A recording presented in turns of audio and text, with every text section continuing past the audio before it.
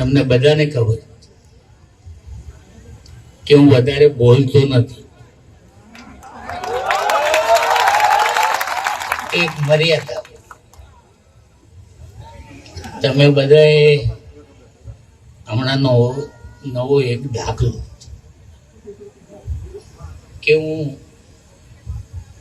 કોઈ ગામમાં ગયો હતો અને મેં પબ્લિક જોઈને તો મારાથી રહેવાનું નહીં. એટલે મારાથી કહેવાય ગયું કે તમે ચિંતા કરતા નહીં, તમને કોઈ ટેન્શન હું નહીં આપું, પણ તમને કોઈ ધોકા મારે ને તો પરસોત્તમ સોલંકી છે. અને મેં સમાચારમાં એ તમે જોયું હોય બધા કે બધા કહેતા હોય કે આ મંત્રી દરજાનો માણસ અને જાહેરમાં આવું બોલે. મેં કીધું જીને જી સમજ્યું સમજે, તો જી છી. અને આ કોળી સમાજનો દીકરો, મને બીજું કઈ આવડતું નથી, બધા સમજતા હોય.